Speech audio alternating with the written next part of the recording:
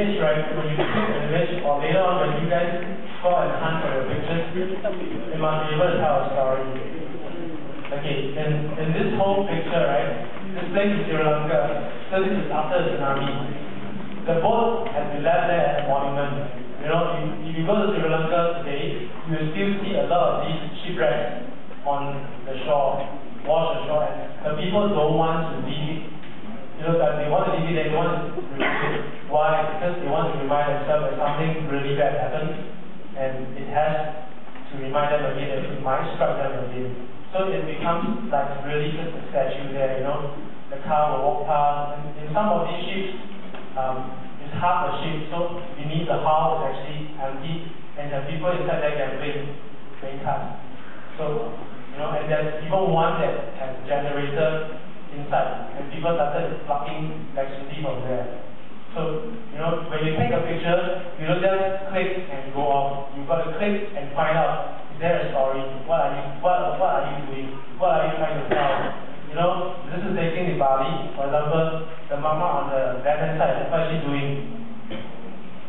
She's walking around, up and down, and who's in the background? The man. What is the man doing? They're cooking. So she's supervising. Does that happen in Singapore? I don't think so, right? I don't think the guys will be cooking and the lady will be supervising. I think it will be the other way around. So,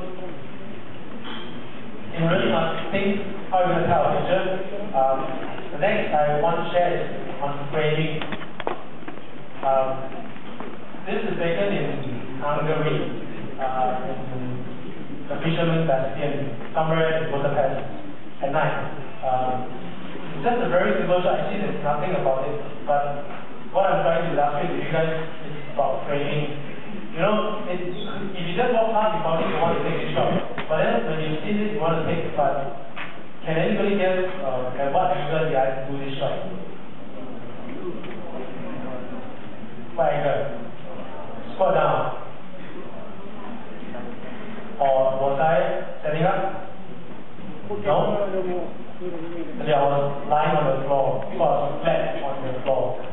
If I didn't lie flat on the floor, the highest point right of the chapel would have been cut off, you know, it would be truncated out. So you've got to get a different angle, and by that flying down angle, you actually get it to fit within the frame. Same thing. This is the same place, but a different angle, and shooting opposite that grand structure there is actually Parliament House of Hungary. So again, some people ask me, hey, this shot, I think you Photoshop it, right? I say, yes, all my shots have been edited in Photoshop, but I didn't do a lot. Then people ask me, why is this thing yellow in color? Or orange or yellow? Why is it warm in color? It's actually gray in actual fact. And it's of course not bright as well. What happened? I pumped flash. But I pumped flash at a color temperature that is 2008 because it was really close to almost after sunset, so the color balance sort of changes when I pump it. Not so much, I pump it at 6008, so it's very warm. So the flash will become very warm, so it makes this whole thing a bit yellowish, but the background is still just nice because the color temperature goes up higher towards the later part of the day. You know, sunlight is at 5,000 too, but towards the later part of the day it goes 6,000, 8,000. So the behind still looks fairly okay, it didn't look off. So you know, think about framing, think about being creative with flash as well. This is again using flash.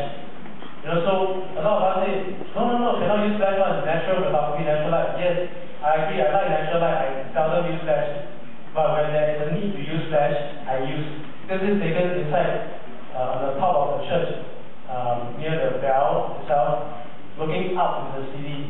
So the light coming into through the window is not very strong. But if I would take a shot like that without the flash, then everything on the side would actually be dark, and you don't see the context, you don't see the texture of where am I looking up to. You probably only see the net and whatever is outside. But in this case, there is at least a little bit of story and stuff that I'm looking through a window with texture and stuff like that. You know? And this is like, again, a flash, and in distance, another flash.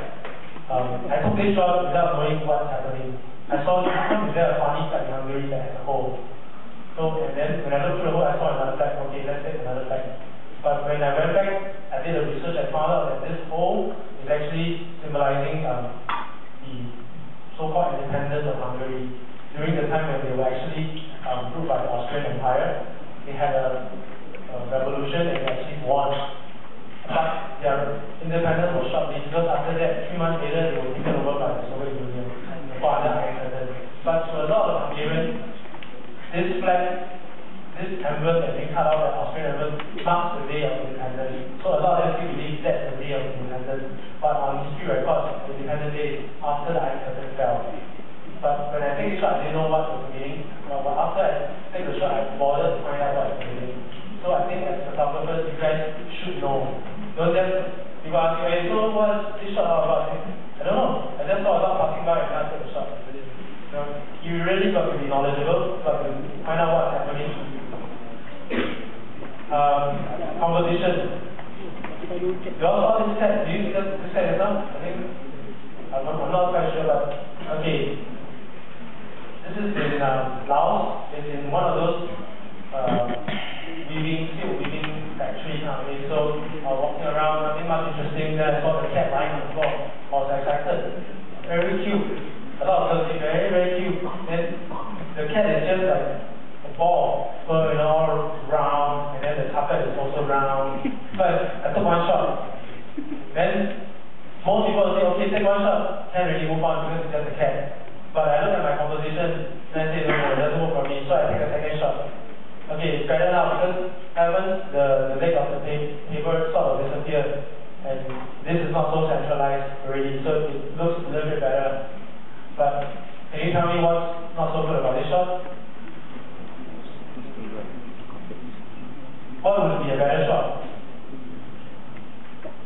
Close up. I realized that maybe if the cat is not upside down, it's better. But then when I turn it around, it looks upside down actually. You know? And then I went back and take another shot. Of course, this is after manipulation and stuff, but you know, realize that the diagonal line is not helping the composition at all. You know, it's really very distracting. But when you make the line straight, and you bother to make the line straight, it helps in the composition. And why? How do you do that? Because if you take a picture, a camera like that, and take the shot from a distance away, the lines are always converging. You know, but when you really go on top of the cat and take down, the line becomes straight. You know, but a lot of us are very lazy. Just take you take one shot, can't really. It looks nice. Actually, if you take this shot, you go back, everybody in the school will be, wow, very nice. How do you do that? You know, but if you're hardworking enough, you take more, you want to do more. So later on, when you go out and shoot, don't just try to impress yourself or your friends. Try to think even more. You know, the same place, there's a lady doing all the handicraft work. So just go in, here I think I'll just take a shot, not working. You know, but when I look at the shot, it's too loose. So I go in again, take a shot. Not bad. You see, from here to here, there's a lot of difference really. When you guys go in close, tight, with a wide angle, you really bring the subject closer to the audience. Your composition also helps a lot. You know, you don't have to show too much of the weaving center. You just need to show a little bit that people can tell what is displayed to me. But the more important thing is what is she doing. People can see exactly what she's doing. But yet, to me, this is still not an ideal shot because she looked a bit stressed. Because I'm taking picture, a stranger, you know, keep clicking. So you gotta wait. You can talk to her, you can smile at her, whatever you take, you know. But you gotta wait for another moment. You gotta wait for the shot that she's easy, she's happy, she's relaxed. And then you probably get a shot that you like. But while you are there, a lot of people say, okay, take already. So I have a cat, I'm weaving, I have a lot of things already, I should go, but you can continue to take another shot. You know, again from relatively top down to get what she's doing. So in the singular space, there's actually a lot of composition. There's a lot of things that you can do.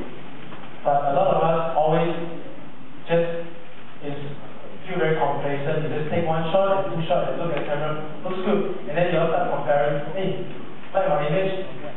And after that, okay, good, let's move on. So you don't get really the essence of the place. One thing that I